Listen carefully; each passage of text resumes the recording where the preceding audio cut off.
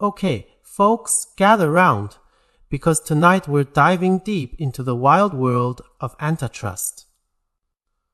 Yeah, I know. Sounds thrilling, right? Like watching paint dry or listening to your grandma's Bunyan stories. But trust me, this is gonna be good.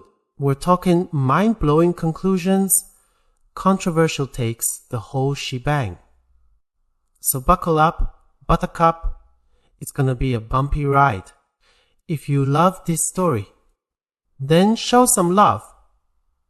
Hit that link in the description below, buy the book, and help a poor storyteller keep the lights on. Now, before we get all up in the antitrust grill, let's rewind the clock back to 1901, September 6th to be exact. President McKinley, the 25th dude to hold the job, was in Buffalo, New York for the Pan American Exposition. Back then, every country and their dog was having an exposition. It was like the world's fair craze. You go anywhere today and see some local specialty food claiming a gold medal from some random exposition back in the day. Yeah, well, let me tell you, those medals weren't exactly made of solid gold. There were just too darn many expositions. Anyway, McKinley gives this rousing speech all about America's greatness and whatnot, then heads back to his seat. And that's when this random dude strolls up, whips out a gun, and unloads a couple of bullets right into McKinley's chest and gut. Boom. Presidential assassination. But here's the kicker, medical care back then was, shall we say, less than stellar. They managed to dig one bullet out of his chest, but the other one? Nope, couldn't find the darn thing. Infection sets in. McKinley's tossing and turning in his hospital bed for 8 agonizing days, and then, well, he kicks the bucket. Bye-bye, President. Now, as per the U.S. Constitution, the Vice President steps up to the plate. And in this case, that was none other than the legendary Teddy Roosevelt. This guy was a badass. You know Mount Rushmore, with the 4 president faces carved into it. Well, he's one of them. And who are the other 3? Just some nobodies named Washington, Jefferson, and Lincoln. Oh, and did I mention Teddy had this distant cousin? Yeah, some guy named Franklin Delano Roosevelt. No biggie. So Teddy takes over, and this is where things get interesting. See, McKinley and Teddy had very different ideas about how to run the country, especially when it came to the economy. Their little presidential switcheroo marked a major turning point in modern American economic history. Now, McKinley, bless his soul, was a good friend to China. The day after he got shot, September 10th, 1901, the Qing dynasty over in Beijing was forced to sign this nasty treaty called the Boxer Protocol.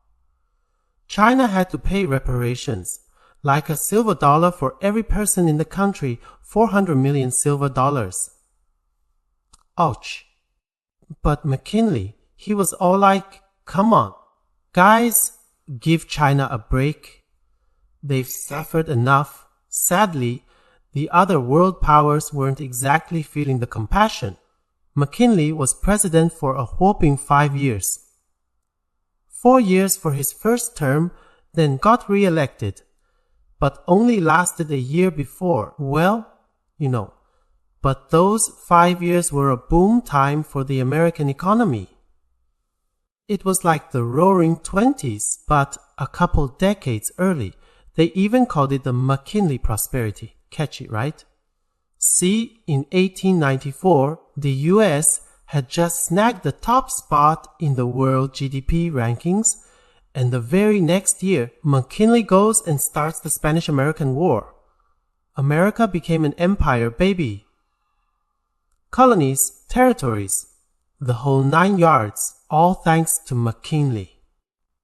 Now, McKinley's economic philosophy was all about unleashing American businesses onto the world stage, tariffs to protect domestic industries, policies to encourage growth, the whole shebang. He basically let big businesses merge and acquire each other like it was nobody is business. Because, hey, the bigger the company, the better it can compete globally, right? Kinda like those emerging market countries today. They're all about industrial restructuring, upgrading, and creating these mega corporations that can dominate the world market. But Teddy Roosevelt, not so much. He looked at these giant corporations and thought, holy moly, these guys are gonna become unstoppable monsters. They'll control the whole damn country, screw over the people, and democracy will go down the drain. Plus, Teddy was a young buck, only 42, when he took office. Still the youngest president in US history, by the way. So he was all fired up and ready to take on these corporate behemoths. Time to break out the big guns, he probably said, twirling his mustache. And he found his first target, the Northern Securities Company. Funny thing is, this company was formed on the very same day McKinley got shot. Talk about bad timing. 4 months later, its bigwig backer, this super rich dude named J.P. Morgan, cobbled together a bunch of investors and bought up 2 of the biggest railroads in the country, 2 parallel lines running from the west to the Midwest. Now, think about it. 2 competing companies means lower prices for consumers, right? But merge them into one, and bam! You got yourself a monopoly. Teddy wasn't having it. Not on my watch, he declared, and in 1902, his second year in office, he sixed the Justice Department on Northern Securities. They slapped him with an antitrust lawsuit. Apparently, Old Man Morgan was so pissed, his hand was shaking so bad he could barely hold his martini glass. He stormed over to the White House, barged into Teddy's office, and slammed his fist on the desk. Teddy, my man, we go way back. You could have at least given me a heads up before suing my company. Let's talk this out man to man. We can work something out, right? But Teddy, cool as a cucumber, just looked at him and said, I don't want to work something out. JP, I want to shut this whole thing down. Mic drop. No negotiation, just straight up dissolution. And sure enough, a few years later, Northern Securities was forced to break up those 2 railroads. Boom. Take that. Monopolies. This was the first major antitrust case in US history. Back then, antitrust action was just a natural consequence of economic growth. Monopolies were scary, man. Imagine one company controlling a whole industry. Like Rockefeller Standard Oil, for example. These guys were gobbling up competitors like Pac-Man on a sugar rush. 1 month, they bought 22 out of their 26 rivals. That's just insane. At one point, 1875, they controlled 95% of the US kerosene market. 95%. They were a global monopoly, and that's just terrifying. Imagine one company controlling the entire supply of something as essential as kerosene. Back then, there was no electricity, so everyone used kerosene lamps. It was like controlling the air we breathe. So, yeah, antitrust laws were a necessity. Teddy Roosevelt even earned the nickname Trust Buster for his relentless pursuit of monopolies. Steel magnates, railroad tycoons, oil barons, food giants, he went after them all. No more monopolies, he declared, and the crowd went wild. This was a defining moment in American economic history. When companies got too big, too powerful, the American people started to worry. Are these guys gonna crush the free market? Are they gonna screw over consumers?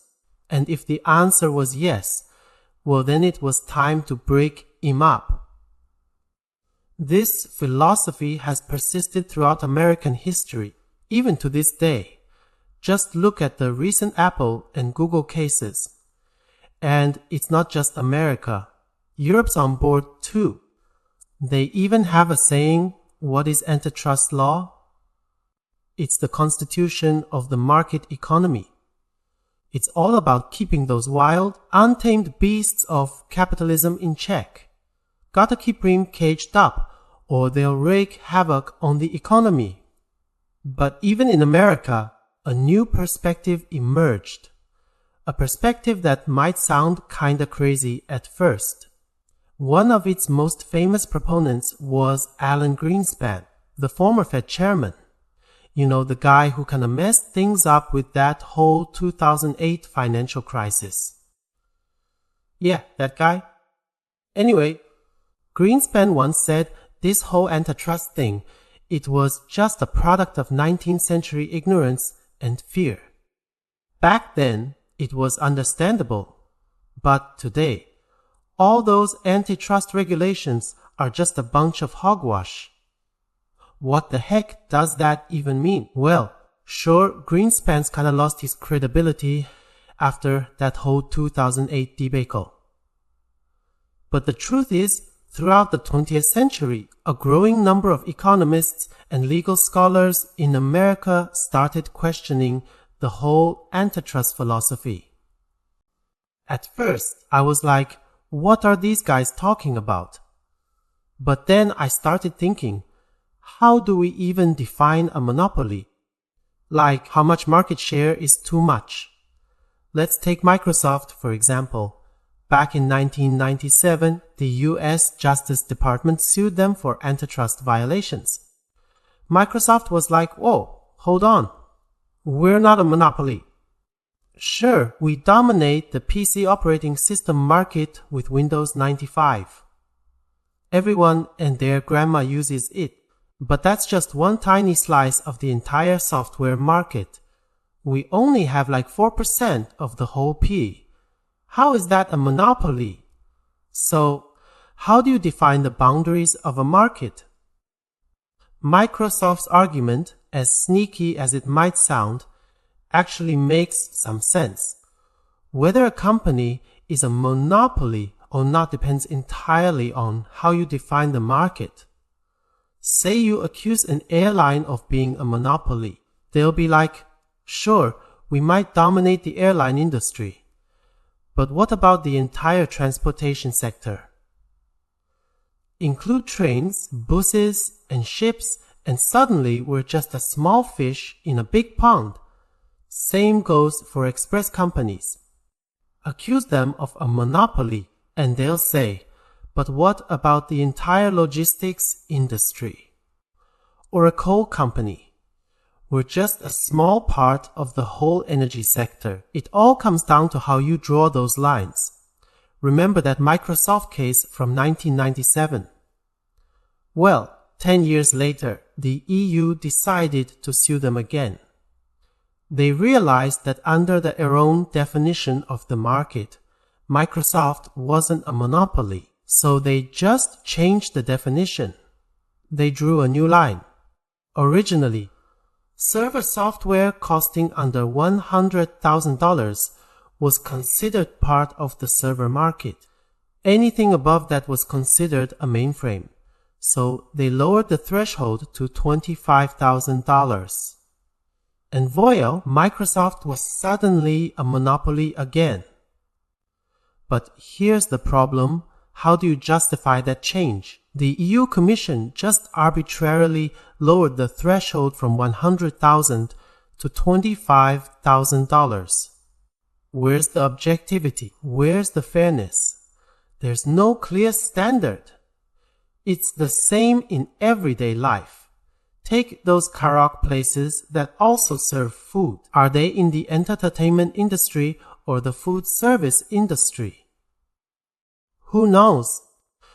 The modern economy is all about mixing and matching, crossing boundaries, creating these hybrid business models. It's getting harder and harder to define what industry a company even belongs to. Take Deep Story, for example. We're just a small channel with a crappy broadcasting app. You could sue us for being a monopoly, right? But if you look at the entire podcast industry, we're just a speck of dust. But if you narrow it down to deeply researched historical stories with creative and critical perspectives, then maybe, just maybe, we have a decent market share. And if you define the market as one-man talk shows, then, oh boy, we're practically giants. A while back, a friend told me, "You're not really fat, you're pretty skinny." And I immediately thought, if you add fat guys to the mix, then holy crap, I'd have a 100% market share. If I just gained a few more pounds, I could create a weight barrier and become a total monopolist. See, there's no objective way to define these boundaries. It's a mess. And then there's the issue of geography. How do you define a monopoly geographically? If there's only one bakery on a street, is that a monopoly? What about one ice cream shop in a mall? Or one barber in a village? If there's another barber in the next village over, does that count? Are we talking global markets or local markets? Who decides where to draw the line? There's no answer. And what's the result of all this ambiguity? Antitrust lawsuits that drag on forever? It's all just a bunch of lawyers arguing back and forth, drawing lines in the sand, trying to define what a monopoly even is.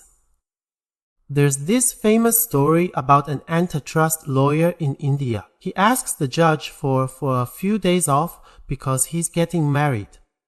The judge says, "Sure, go ahead. This case is gonna drag on forever anyway." Years later, the same lawyer asks the same judge for another break because his son is getting married. The judge says, "Well, I hope this case is finally over by the time your grandson gets married." And it's true. These cases can last for decades. Like that US aluminum case, for example. The court had over 40,000 pages of evidence. Imagine reading a dozen pages a day. It would take years to get through it all. No judge has the time or energy for that.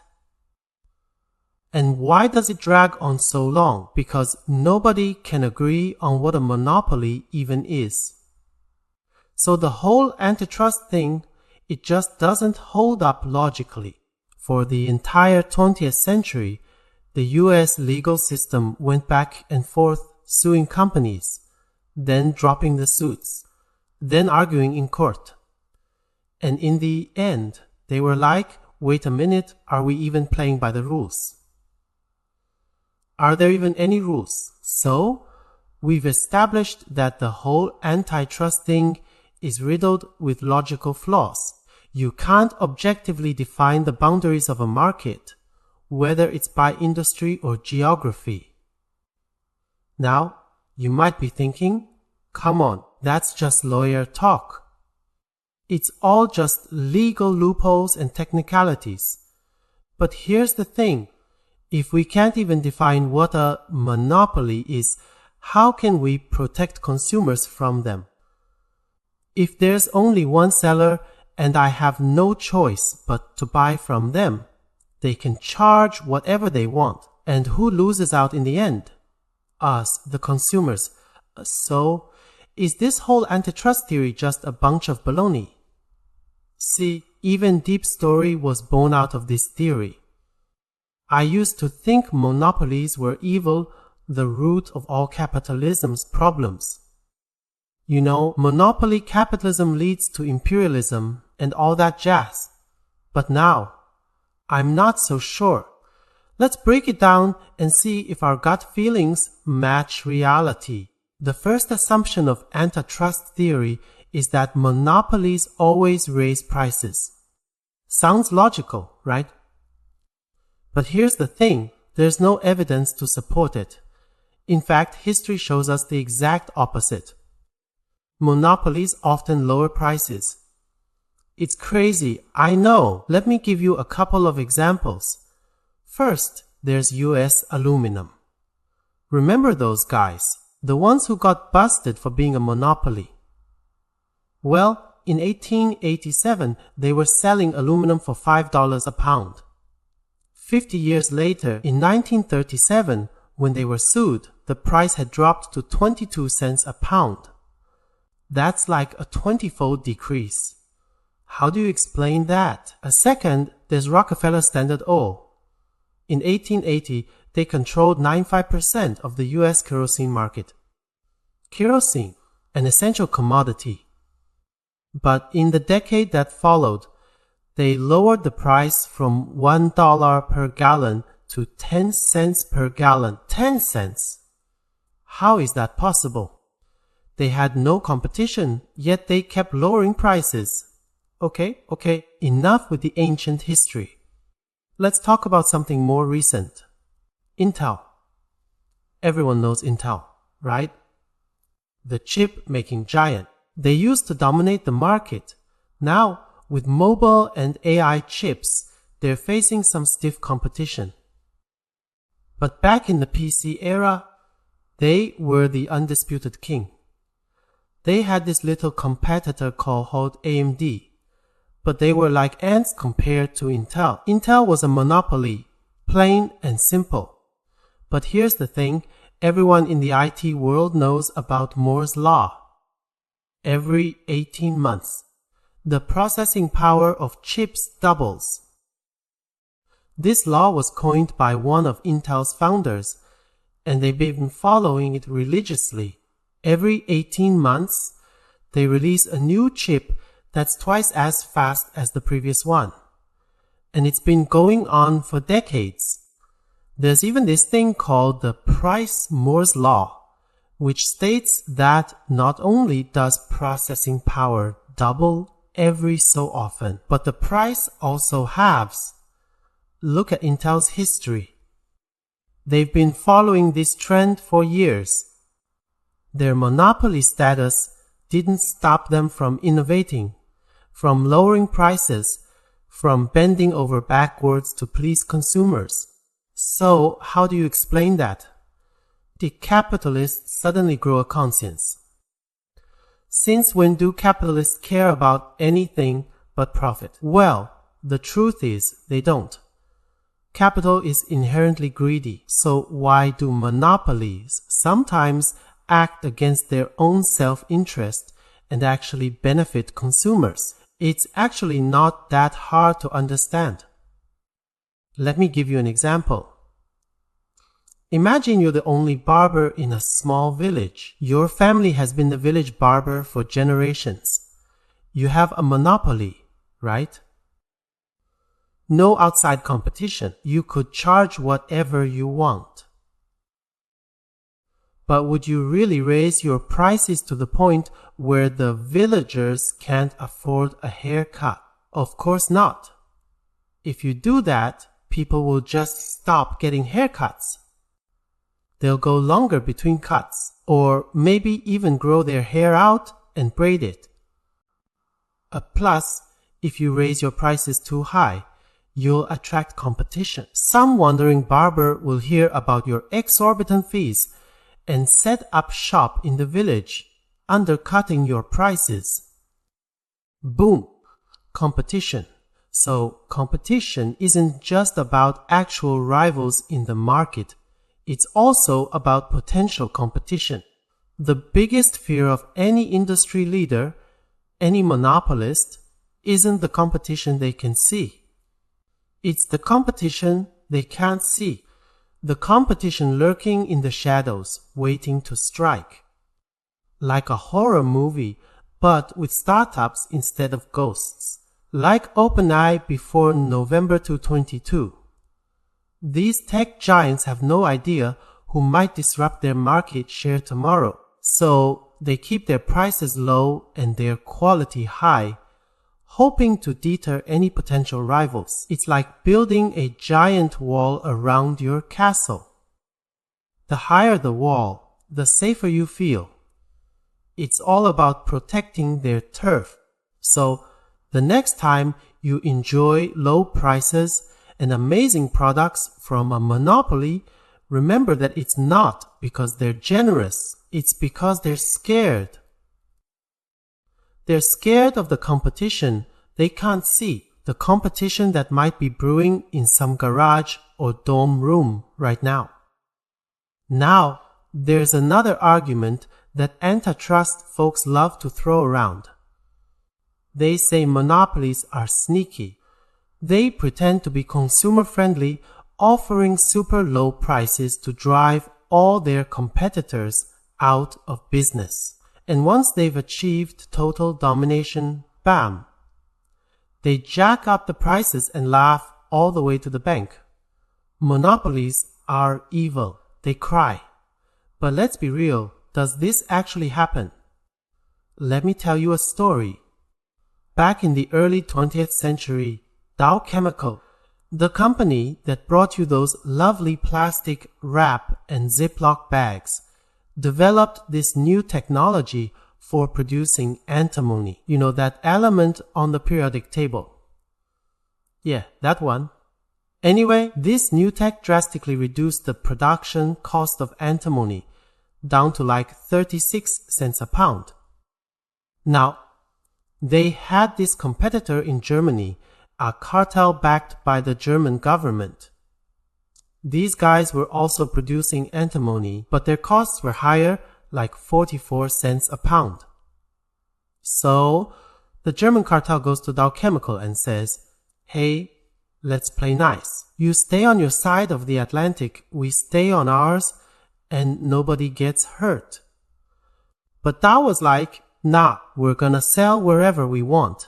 And they started exporting antimony to Germany. The Germans were furious. "Fine," they said, "we'll see who can bleed more money. We'll sell antimony at a loss, just to drive you out of the market." So they started selling antimony in the US for 12 cents a pound. Dow Chemical was a bit worried at first, but then they did the math and realized the Germans were crazy. 12 cents was below their production cost. So Dow did something clever. They set up a few shell companies, bought up all the German antimony at 12 cents, repackaged it, slapped their own label on it, and sold it back to Germany for 24 cents. They were still undercutting the German cartel, but making a profit. The Germans were baffled. How is Dow Chemical still in business? They wondered. We're losing money like crazy. They kept lowering their prices down to 10.5 cents a pound. But they couldn't keep it up. They were bleeding money. Finally, they gave up and ended the price war. The moral of the story: you can't drive a competitor out of business by selling at a price they can't match. It just doesn't work. The Germans tried it, and they almost went bankrupt. Now, you might be thinking, but what if a company has really deep pockets? Can't they just keep lowering prices until everyone else goes under? Sure, it's possible. But it's also incredibly stupid. Why would a company spend a fortune just to gain a monopoly, only to raise prices and risk attracting new competitors? It makes no sense. Take Kaspersky, for example, that Russian antivirus company. I'm not a big fan of theirs, but they did revolutionize the antivirus industry. They offered their software at incredibly low prices, practically giving it away. Now, some people might say Kaspersky is just trying to kill off the competition. Once they're the only ones left, they'll raise their prices. But do you really think that's gonna happen? They worked so hard to build this new business model, offering affordable antivirus software to the masses. Why would they throw it all away and go back to charging exorbitant fees? It's not gonna happen. What will happen is that their competitors will adapt. They'll find new ways to compete, new business models, new strategies. The fight will continue, but on a different battlefield. So, the whole idea that monopolies raise prices and harm consumers, it's just not true. It's a myth perpetuated by antitrust advocates who want to break up big companies for the sake of breaking them up. But the reality is monopolies often benefit consumers by lowering prices and driving innovation. Now, it took American economists a long time to figure this out. They spent decades studying antitrust cases, analyzing data, and debating the merits of antitrust laws. And eventually, they came to a realization. This whole antitrust thing is a sham. It's like a game with no rules, no clear objectives. And who suffers the most?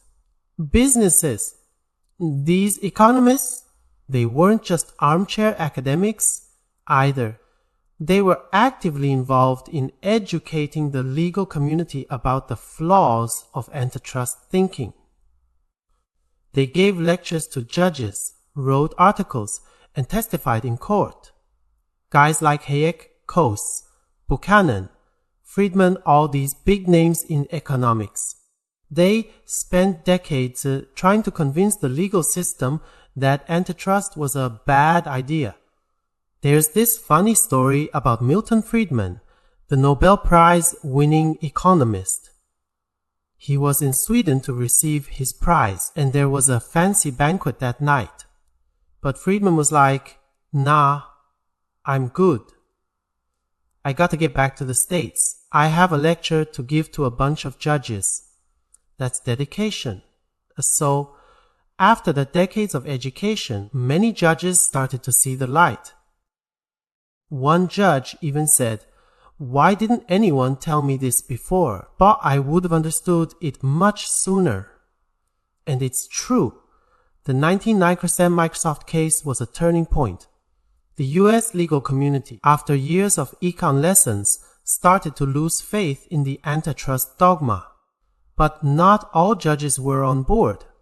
In 2000, there was this federal judge named Jackson who held a press conference to announce that he had found Microsoft guilty of antitrust violations. He was so proud of himself. But the appeals court was like, "Whoa, hold your horses, buddy. You're out of line. We've been to those econ lectures too. We know what's up. You're just making stuff up." They overturned his ruling, and a few months later, Jackson was removed from the bench. Ouch. Now, there might have been other reasons for his dismissal, but the fact remains he messed up big time with that Microsoft case. 10 years later, in 2007, the EU Court of Justice found Microsoft guilty of antitrust violations and fined them, wait for it, $1. $1, and after that, the US Justice Department issued a statement to their European counterparts, saying, "Look, you can do whatever you want, but we just want to remind you that antitrust cases shouldn't be about who has a monopoly, but whether consumers are being harmed." And as far as we can tell, none of these so-called monopolies are actually hurting consumers. So why are you suing them? Now, You might say the US Justice Department was just protecting their own companies like Microsoft. But it's true that the US and Europe have very different approaches to antitrust these days. The US is much more lenient, while Europe is still gung-ho about breaking up big companies. Over the past century, the global economy has experienced tremendous growth and innovation.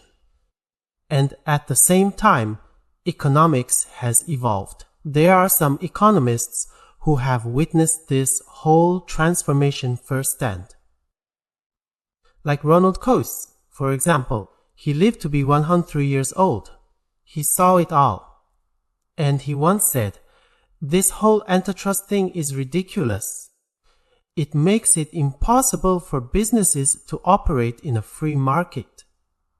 He argued that no matter what a company does with its pricing, it's always going to be accused of something. If they set prices high, they're accused of monopoly pricing. If they set prices low, they're accused of predatory pricing. And if they keep prices stable, they're accused of collusion. So what are we supposed to do? Coase asked. We can't win. By now, you might be starting to see the light. Maybe natural monopolies aren't so bad after all. Just look at the Chinese internet market. You got your Baidas, your Alibabas, your Tencents. They're all monopolies, right? But are they really hurting consumers? Are they stifling innovation? In fact, these monopolists are constantly worried about being disrupted. The CEO of Tencent once said, if we hadn't invented WeChat, we'd be in trouble right now. And Jack Ma, the founder of Alibaba, told his employees in 2014, if we don't work hard, 2013 might be the best year in Alibaba's history. Our good days are numbered. I see. They're more afraid of competition than we are. They're not sitting back and relaxing, counting their money. They're constantly innovating, trying to stay ahead of the curve, because they know that if they don't, someone else will come along and eat their lunch. Now, you might be wondering about state-owned enterprises in emerging markets. These aren't exactly free market economies, right? They have all these government-created monopolies like South African Airways or Pemex, the Mexican oil company. Shouldn't we be breaking those up? Well, I'm not gonna say whether those companies are good or bad. But when it comes to antitrust, I have two things to say. First, it's pointless. And second, market competition will eventually destroy them anyway. Let's start with the first point. Why is it pointless? Well, think about it. A country can't have two sets of laws that contradict each other. It's like saying, you can't get married without your parents' permission. And then also saying parents can't arrange marriages. It just doesn't make sense. If a country has state-created monopolies, then creating antitrust laws to break them up is like trying to have your cake and eat it too. It's pointless. Just open up the market and let private companies compete. Why create a monopoly in the first place, only to then try to dismantle it? It's illogical. Now the second point is where things get interesting. Why do I say that state-created monopolies can survive market competition? Well, some of you might be thinking, oh, here we go again. Deep Story is just bashing big government. But that's not what I'm doing. I'm simply stating a fact. State-owned monopolies are inherently flawed. They can't adapt to change. Let's define what a state-created monopoly is. It's when the government uses its power to create barriers to entry, saying, this is my turf, Nobody else can play here, like telecommunications, for example. In China, China Mobile has a government-granted monopoly. Ordinary citizens and private companies can't just start their own phone companies. It's a national strategic industry, so hands off. If you try to compete, you'll get arrested. That's a state-created monopoly. But here's the problem with these monopolies. They're limited by the very walls that protect them. They can only operate within the boundaries set by the government. I once interviewed some Chinese experts, and they said, yeah, China's phone coverage and service are pretty good, even if the prices are a bit high.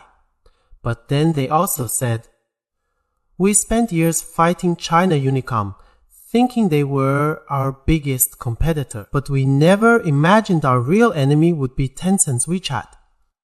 See, that's the problem. The government gave China Mobile a monopoly on phone service, but they didn't say anything about internet-based phone service. So, a decade ago, Tencent started out with this little PC-based messaging app called QQ. Young people used it to chat and flirt. Businesses used it to share files. It had nothing to do with telecommunications. It was just a small software company. But while China Mobile and China Unicom were busy duking it out, Tencent was quietly building its empire. QQ eventually gave birth to WeChat, and the rest is history. But think about it. Is WeChat a telecommunications tool? Yes, but it's also a software application, a technology platform. It didn't compete directly with China Mobile.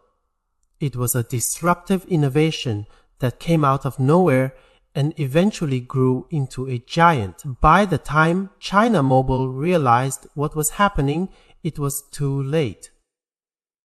So how do you defend against these four unlike innovations? The government can't protect you from something it doesn't even know exists. That's the inherent flaw of state-created monopolies. They can't adapt to technological advancements and changing consumer preferences. They're stuck in the past. Let's look at it from another perspective. Let's imagine we're the CEO of a state-owned monopoly. Can we really innovate? Now, I'm not saying all state-owned enterprise leaders are incompetent. There are plenty of talented and ambitious people among them. But the problem is they can't innovate outside the box. Let's say the CEO of China Mobile had a vision 10 years ago. He saw the potential of QQ and thought, we should be doing this. We can't let Tencent take over. Even if he had a time machine, could he have done it? No. Why not? Because first of all, that kind of foresight is incredibly rare. Even the smartest investors in the world, the guys with billions of dollars on the line, can't predict the future with any certainty. The failure rate of venture capital funds is over 90%. So how could the CEO of China Mobile have known that QQ would become a global phenomenon? He couldn't. And even if he did, how could he convince his superiors to invest in such a risky venture? Remember, he's not just a CEO, he's also a government official. He's responsible for public funds. If he invests in a bunch of risky projects and 9% of them fail, how can he defend himself against accusations of corruption? He might say, but I was just trying to innovate. But people will say, no, you were just trying to line your own pockets. You bought all that equipment and rented those offices from your relatives. It's a recipe for disaster. So, if you're a smart and ambitious state-owned enterprise leader, You're not gonna risk your career on some crazy innovation. You're gonna stay within the walls that the government has built for you and play it safe. So, state-created monopolies are doomed to fail. It's in their DNA. Now, I was gonna end it there. But then one of my researchers said, you've been talking about how state-owned monopolies can't survive market competition. But that's all in the future. What about right now? If I have a kid graduating from college this year, should I encourage them to work for a state-owned monopoly? And I said, no, you shouldn't. And he said, why not? Give me an economic reason. So I said, let me give you two simple calculations. First, if you're an old-timer who joined a state-owned enterprise decades ago and watched it become a monopoly, then congratulations, you've hit the jackpot. But if you're joining today, you're gonna have to pay a price. You'll have to smooth and network, endure grueling exams and interviews, and maybe even offer some bribes.